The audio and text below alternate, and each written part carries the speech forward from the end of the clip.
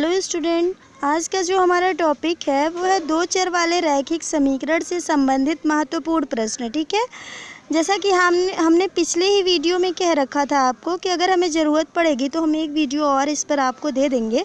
तो हमने देखा कि इस पर जो कुछ क्वेश्चन थे वो काफ़ी इम्पॉर्टेंट थे और ऐसे क्वेश्चंस एग्जामिनेशन में भी खूब पूछे जाते हैं और जो कंपटीशन एग्ज़ाम होते हैं उसमें भी पूछे जाते हैं। तो हमने सोचा कि आपको ये जो क्वेश्चंस है इसको समझा देते हैं ताकि जो कन्फ्यूजन है वो दूर हो जाए। ठीक है, और आगे चल के आपको प्रॉब्लम ना आए। तो हमने इसमें से कुछ इम्पोर्टेंट क्वेश्चन उठाए, इसे आप ध्यान से देखिएगा और लास्ट तक देखिएगा ताकि आपको ये जो क्वेश्चंस है वो अच्छे से समझ में आ जाए। तो क्वेश्चन है, पहला क्वेश्चन हमारा है कि पिता की वर्तमान आयु पुत्र की वर्तमान आयु की 3 गुनी है। ठीक है, पहले हम क्वेश्चन पढ़ देते फिर आपको समझा रहे हैं।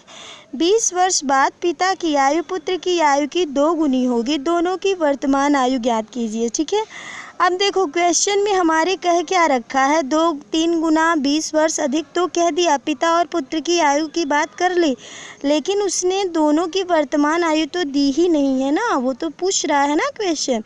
तो हम सबसे पहले दोनों की वर्तमान आयु मान लेते हैं। तो क्या मानेंगे हम कि पहले पिता लिखा है तो पहले पिता ही लिख लेते हैं कि माना पिता की वर्तमान आयु क्या है, x वर्ष है। ठीक है, और पुत्र की भी बात की है क्वेश्चन में, तो पुत्र की भी वर्तमान आयु माननी पड़ेगी। तो तथा पुत्र की वर्तमान आयु क्या है, y वर्ष है। ठीक है, यहाँ तक आपको समझ आ गया होगा।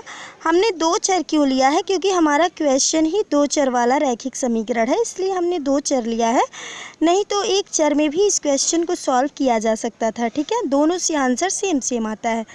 अब देखो इतना कर लिया हमने, पिता की वर्तमान आयु और पुत्र की वर्तमान आयु। अब हम क्वेश्चन देखते हैं। तो कहा है कि पिता की वर्तमान आयु पुत्र की वर्तमान आयु की 3 गुनी है। अब बहुत ही कन्फ्यूजन लोगों को रहता है कि ये 3 गुना हम करें तो करें किस में। क्वेश्चन के अकॉर्डिंग तो ऐसे दिखता है कि जैसे 3 गुना पिता की वर्तमान आयु में ही करनी है। तो समझना है आपको, यहाँ एक ट्रिक है आपको, जब भी ऐसे क्वेश्चंस आए तो आप ध्यान दीजिए कि बाद में कौन सा नाम आ रहा है, पिता का आ रहा है कि पुत्र का आ रहा है। जो नाम बाद में आएगा 2 गुना 3 गुना 4 गुना जो भी कह रहा है हम उसी में करेंगे। ठीक है, तो देखो पिता पहले आया है और पुत्र क्या है, बाद में आया है।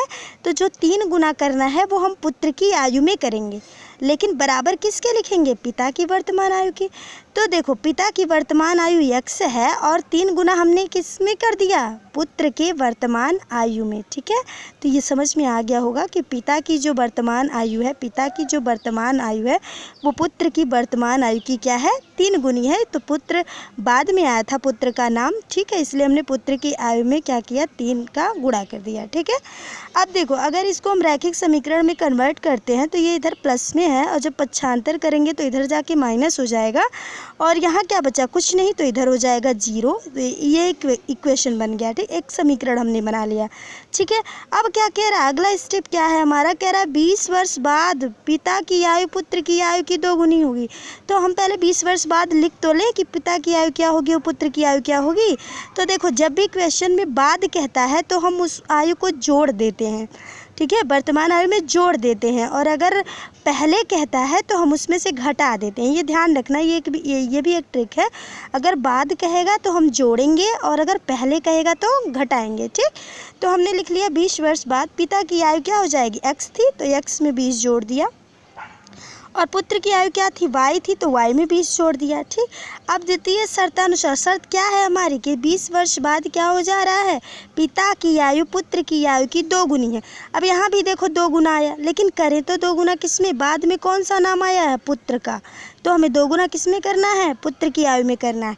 तो हमने लिख लिया द्वितीय शर्तानुसार पिता की आयु ये है और पुत्र की आयु, ये क्या कहा था, पुत्र की आयु की 2 गुनी है, तो हमने इसलिए पुत्र की आयु में 2 गुना कर लिया। ठीक है, सेंटेंस को बस समझना है, जो बात बाद में कही जाएगी उसी में 2 गुना 3 गुना 4 गुना जो भी कहा जा रहा है उसी में करना है। ठीक है, अब देखो x + 20 = ये हो गया 2y + 40। अब इसको जब सॉल्व करेंगे तो x और ये 2y जो प्लस का है इधर आएगा माइनस हो जाएगा, और ये 40 है इधर आएगा 20 तो माइनस हो जाएगा। तो x minus 2y is equal to 20, ये हमारा इक्वेशन 2 बन गया। ठीक है, अभी हमारा आंसर नहीं आया, अभी इस इक्वेशन को हमें सॉल्व करना है। अब इस दोनों इक्वेशन को सॉल्व करने के लिए हमारे पास दो मेथड्स हैं, एक प्रतिस्थापन विधि है और एक विलोपन विधि है।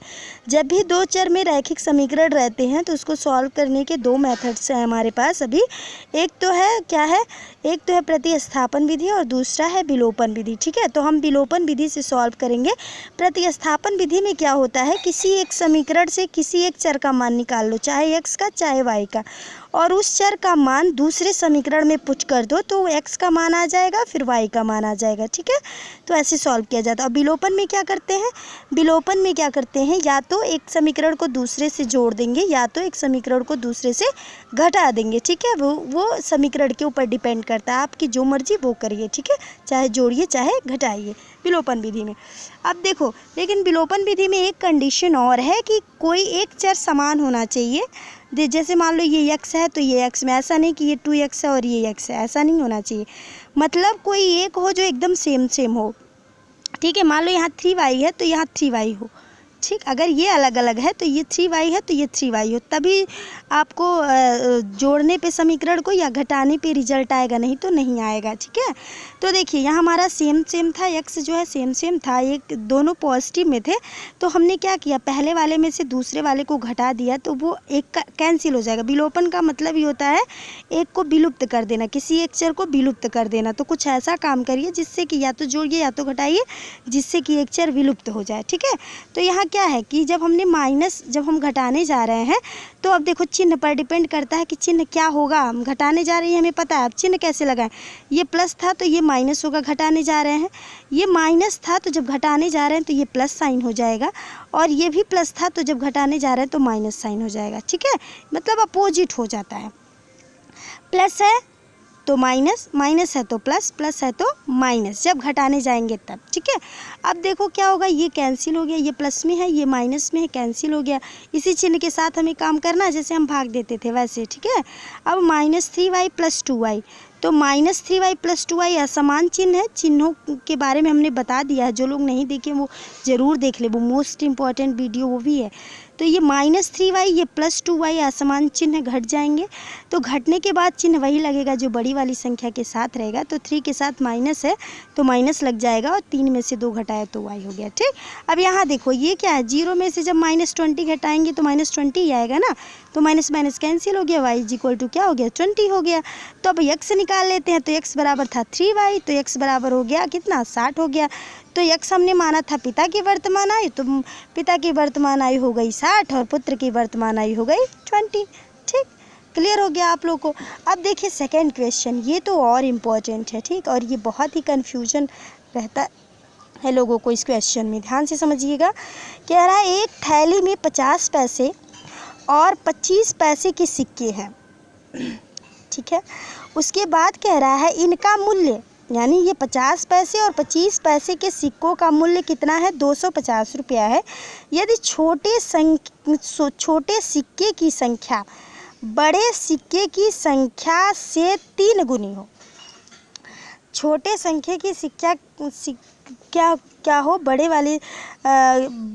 वाले सिक्के की संख्या की 3 गुनी हो, तो थैली में प्रत्येक प्रकार के सिक्कों की संख्या बताइए। ठीक है, तो हमने मान लिया कि 50 पैसे व 25 पैसे के सिक्के की संख्या क्रमशः क्या है, x है और 3x है। यहाँ कहा है कि एक x है तो उसका 3 गुना जो है एक दूसरा वाला सिक्का है। ठीक, तो हमने ले लिया। अब कह रहा है कि 50 अब हमें करना क्या है, हमने तो सिक्कों को मान लिया, बड़ा सिक्का छोटा सिक्का कहा था ना, तो हमने मान लिया एक जो है x है और एक उसका 3 गुना है। तो ठीक है, तो हमने ले लिया x और 3x ले लिया। अब देखो ये जो दिया है वो क्या दिया है, मूल्य दिया है रुपए में।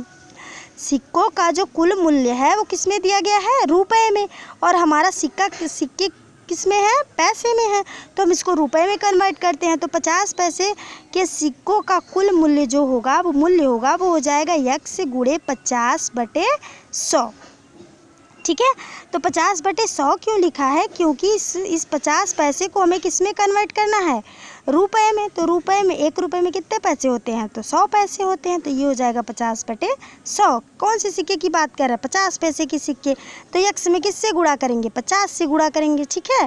ठीक, 50 पैसे के सिक्के को हमने क्या माना था, यक्स माना था, और 25 पैसे के सिक्कों की संख्या कितनी मानी थी, 3x। तो अभी हम 50 पैसे का निकाल रहे हैं ना, तो यक्स में ही तो गुणा करेंगे 50 और फिर बटे करेंगे 100। ठीक, अब देखो ये 50 दूना 100 यानी कि x/2 रुपया हो गया इसका मान। अब निकालते हैं 25 पैसे के सिक्के का मूल्य। तो 25 पैसे के सिक्के का मूल्य क्या हो जाएगा, तो 25 पैसे के सिक्के को हमने माना है 3x। तो 3x और किस प्रकार का पैसा है, तो 25 पैसा है, तो ये हो जाएगा 25 और बटे क्या कर देंगे 100, तभी रुपए में कन्वर्ट होगा। तो ये हो जाएगा 25 चौका 100 यानी 3x/4 रुपये। ठीक है, अब देखो कहा है कुल मूल्य रुपए का कितना है, 250, और यहाँ क्या आया हुआ है 25 पैसा 50 पैसा का रुपया, x/2 और 3x/4। तो इन दोनों को क्या करेंगे, जोड़ लेंगे, और इन दोनों को जब जोड़ लेंगे, इन दोनों अलग अलग जो हैं 50 पैसे और 25 पैसे को जोड़ेंगे, ठीक है, तो आएगा 5x/4। ठीक है, तो जब 5x/4 आएगा तो अब इसका मूल्य प्रश्न में क्या रखा है, कुल मूल्य कितना रखा है, 250 रुपया। तो 250 रुपये के बराबर रख लिया, तो x बराबर हो गया 250 और गुणे में क्या हो गया, 4 हो गया। ठीक है, तो जब गुणे में 4 हो गया तो इसके बाद से देखो ये 50 बार में ये कट जाएगा और ये हुआ 4, तो गुणा करेंगे तो ये आ जाएगा कितना, 200 आ जाएगा।